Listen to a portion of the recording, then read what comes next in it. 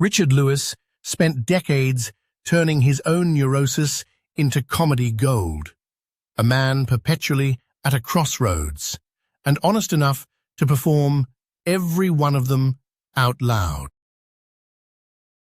Barbara Walters broke barriers that weren't supposed to move. Every seat she earned, someone had told her she couldn't have it. Elvis Presley had one of the most dramatic career pivots in entertainment history, from cultural revolutionary to Vegas residency. Fame and reinvention, all in one restless life.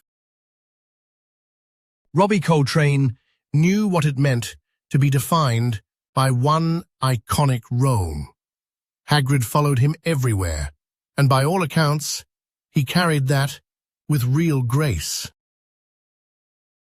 Liam Payne stepped out from one direction into the uncharted, trying to find out who he was when the group was gone.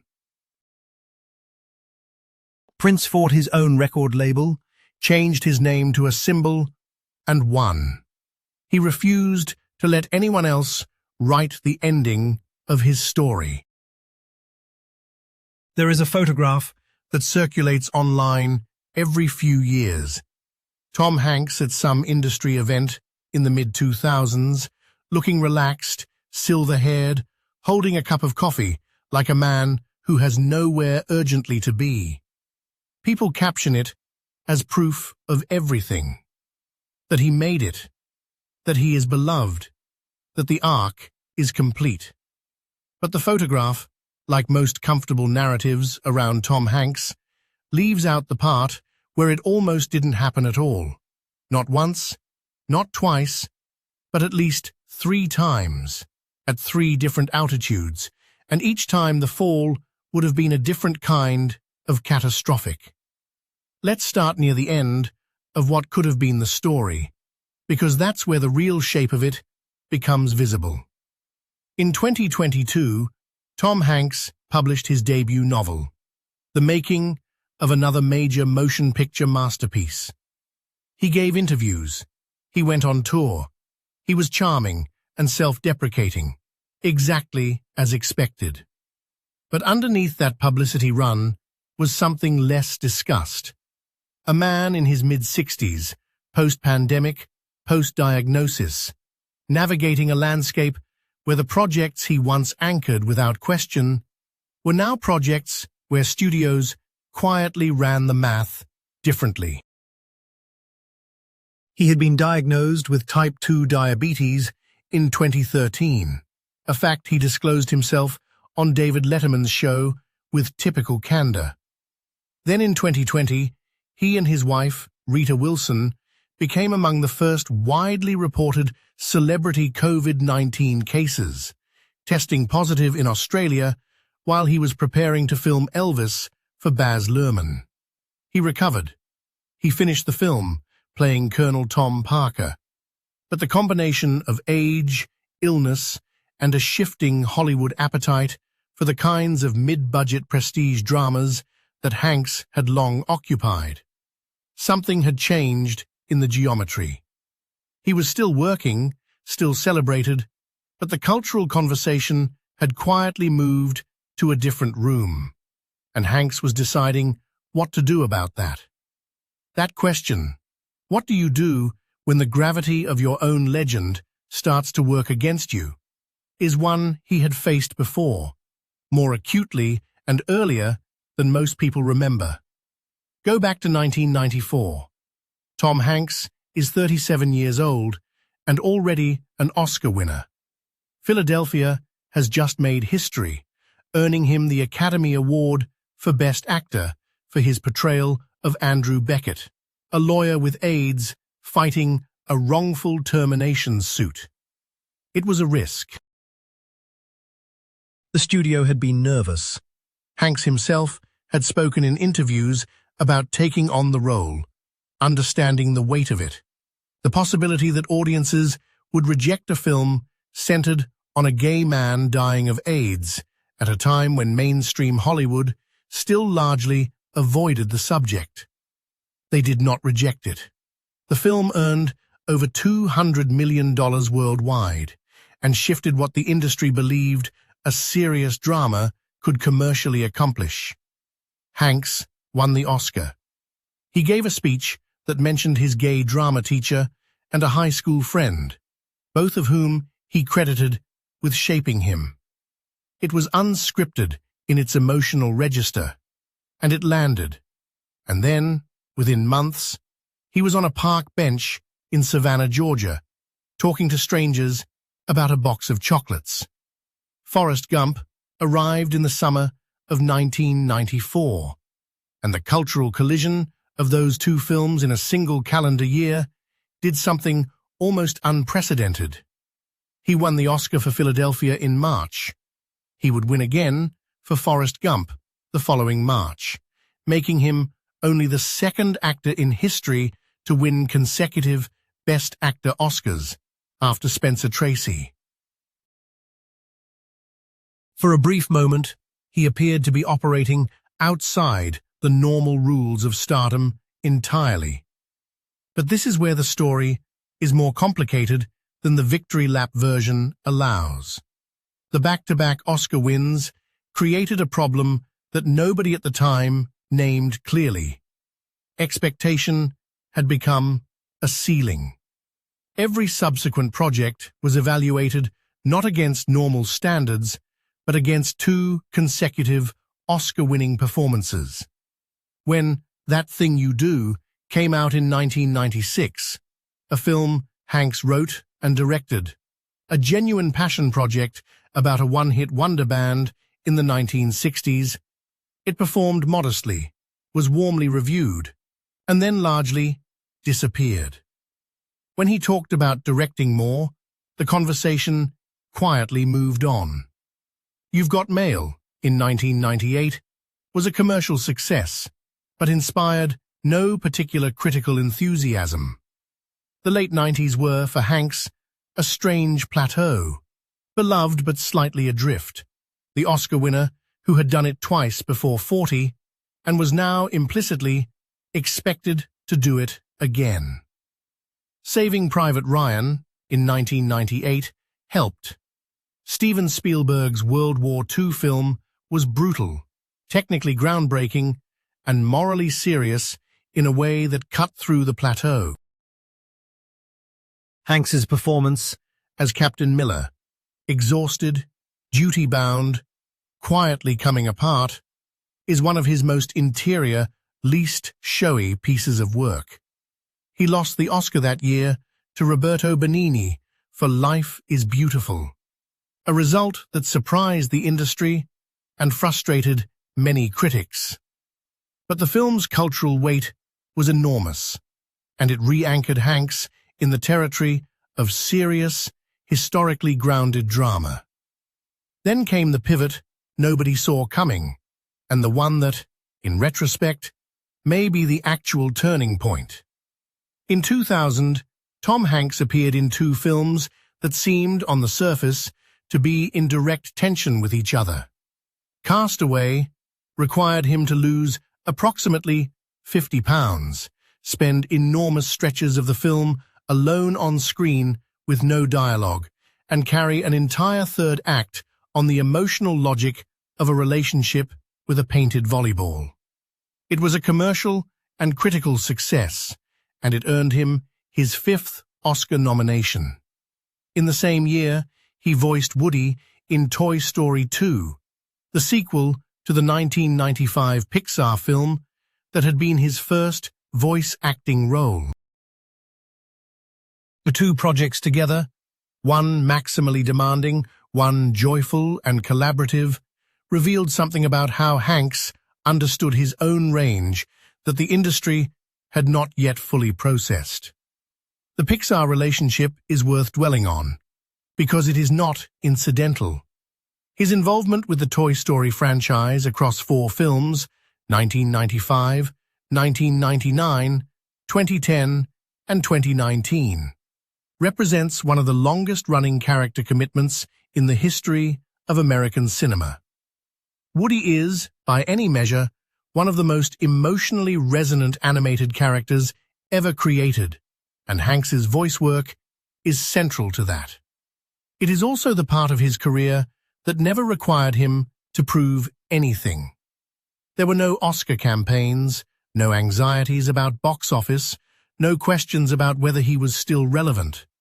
The films simply worked, over and over, and he was inside them. That matters because between the franchise anchors, Hanks had a run in the mid-2000s that tested the durability of his goodwill in ways the highlight reel tends to skip. The Terminal in 2004 was directed by Spielberg, starring Hanks as a man trapped in an airport terminal after a political coup makes his home country unrecognizable to customs authorities. It was based loosely on the real case of Mehran Karimi Nasseri, who lived in Paris Charles de Gaulle Airport for 18 years. Critics were split. Some found it too whimsical, too soft, a Spielberg-Hanks collaboration that leaned on charm rather than depth. It was a commercial success, but the reviews stung in a specific way. The word safe appeared often, and in the context of what both men had previously accomplished, safe was a quiet indictment. Then came the Da Vinci Code in 2006, and the reception was genuinely bruising. The film adapted Dan Brown's globally best-selling novel, and the anticipation was enormous. The reviews were almost uniformly negative. Critics found it plodding, dramatically inert, and weirdly lacking in tension for a thriller. Roger Ebert gave it 2.5 stars. The Associated Press called it a dreary, droning, dull adaptation. Hanks, playing academic symbologist Robert Langdon, was in the center of it, and while no one seriously blamed him, the direction and adaptation absorbed most of the criticism. The film became a reference point for a certain kind of expensive, prestigious, disappointing Hollywood product. He made 2 sequels anyway, Angels and Demons in 2009 and Inferno in 2016. Neither recovered the critical ground. The years 2006 to 2012 represent, quietly, the most complicated stretch of Hanks's career since before his breakout. Charlie Wilson's War in 2007 was good, and he was good in it. The Road to Perdition, wait, that was 2002, and it was excellent. But in the middle of the decade, surrounded by the Langdon franchise and a string of projects that ranged from serviceable to disappointing, there was a real question about whether the version of Tom Hanks that audiences had built a relationship with, serious, emotionally available, morally grounded, was still being deployed to maximum effect. Captain Phillips, in 2013, answered the question with force. Paul Greengrass's film about the 2009 Mertz, Alabama hijacking by Somali pirates gave Hanks the kind of material he does best. Ordinary man, extraordinary pressure, the gradual interior erosion of composure. His final scene in the film, the Navy medic scene, which Hanks has confirmed was largely improvised, with actual Navy medical personnel present, is considered by many film critics to be among the finest single scenes of his career. The shock, the shaking, the hyperventilation. It was so raw and physically specific that audiences in test screenings apparently fell silent and then erupted. He was not nominated for the Oscar. The oversight was widely criticized as one of the more conspicuous misses of that ceremony. But the performance reasserted something important. The craft had not only not diminished, it had deepened. Bridge of Spies in 2015 followed, directed by Spielberg, based on the true story of James B. Donovan, the American lawyer who negotiated the exchange of Soviet spy Rudolf Abel for U-2 pilot Francis Gary Powers during the Cold War. It was a film made for exactly the kind of patient, morally serious audience that responds to Hanks at his most characteristic. Mark Rylance won the supporting actor Oscar and much of the critical attention, deservedly so.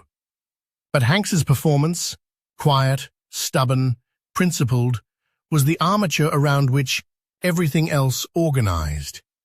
And then came A Beautiful Day in the Neighborhood in 2019, which is, in some ways, the most interesting data point in the entire career.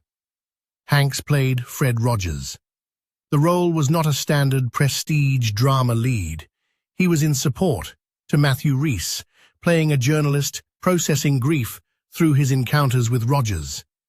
The film was nominated for multiple awards. Hanks received a Golden Globe nomination. But what the film actually did, culturally, was something more specific. It fused the audience's projection of Tom Hanks as a fundamentally decent, safe, reassuring presence with an actual character who embodied those qualities on screen. The performance worked partly because of the casting, and Hanks was on record acknowledging that the weight of who people believed him to be was doing some of the acting for him, and that he had thought carefully about whether that made the performance more or less honest. It's a sophisticated question, and it's one that trails him into the most recent chapter. In 2023, Hanks began speaking more openly in interviews about the economics of the industry he'd spent 50 years inside. He spoke to the New York Times about the fracturing of the studio system, the disappearance of mid-budget films, the way streaming had changed not just distribution, but the social experience of watching something together. He talked about his own place in that changed landscape, without false modesty or self-pity, more with the clear-eyed curiosity of someone who had watched several versions of the industry rise and dissolve, and was watching another one now. He had also returned to the stage, not in any grand theatrical comeback sense, but in the more private sense of someone reconnecting with where the instincts first developed. Before film, before television, before everything, Hanks had done theater. He had studied theater at California State University, Sacramento, had worked at the Great Lakes Theater Festival in Cleveland in the late 1970s under the director John Doyle, who had seen something in a very young Hanks and given him room to develop. The Cleveland years, 3 seasons, low pay, genuine craft, are rarely the lead in profiles, but Hanks has returned to them repeatedly in interviews, as foundational in a way that no film success replicated. He grew up in what he described as a fragmented household. His parents divorced when he was 5, he moved frequently, lived with different family members at different times. Concord, California, is where he spent most of his adolescence. He was not from a theatrical family, had no obvious pipeline into the industry. He has described himself in interviews as a kid who read a lot, who was solitary without being unhappy, who found in theater, and eventually in film, a way of being inside other people's experiences that answered something in him. He attended Chabot College before transferring to Sacramento State. He did not finish his degree. He moved instead toward the work. His first television role was in a 1980 slasher film called He Knows You're Alone, and his first significant television work was the ABC sitcom Bosom Buddies, which ran from 1980 to 1982, and required him to dress as a woman to live in an all-female boarding house. It was broad comedy. It was not distinguished, and Hanks has discussed it without embarrassment as the training ground it was. What the show gave him was timing, presence, and a set of physical comedy instincts that would surface later in ways nobody expected. Ron Howard saw something in Bosom Buddies and cast him in Splash in 1984. The mermaid comedy was a genuine hit, and it launched him, but it also categorized him immediately as a light comedy actor, which turned out to be both a gift and a constraint. For the next several years, he worked steadily in comedies of varying quality. Bachelor Party, The Man with One Red Shoe, Volunteers, The Money Pit, Nothing in Common, Dragnet. Some were profitable, most were mediocre. By 1989, the string of box office disappointments was real and noticed. The Burbs and Turner and Hooch that year were commercially soft. The industry, which had greeted him warmly after Splash, was beginning to recalibrate. Big, in 1988, had been the interruption that saved the trajectory. Penny Marshall's film about a 12-year-old boy in a grown man's body, Hanks playing Josh Baskin, was a massive commercial hit and earned him his first Oscar nomination. He was 31.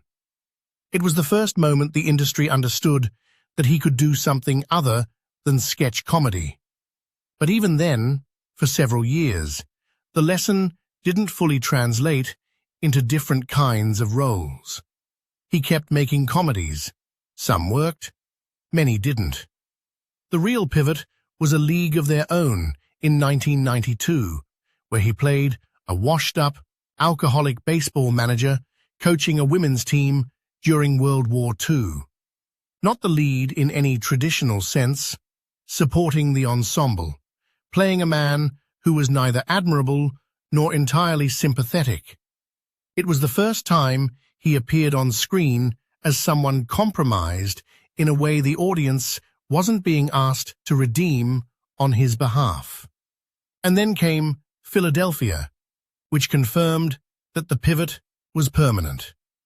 What connects all of these moments, the bad run in the mid-80s, the post-Oscar plateau of the late 90s, the Langdon years, the quiet recalibration of the 2000s, and the current chapter, is not resilience in the motivational sense.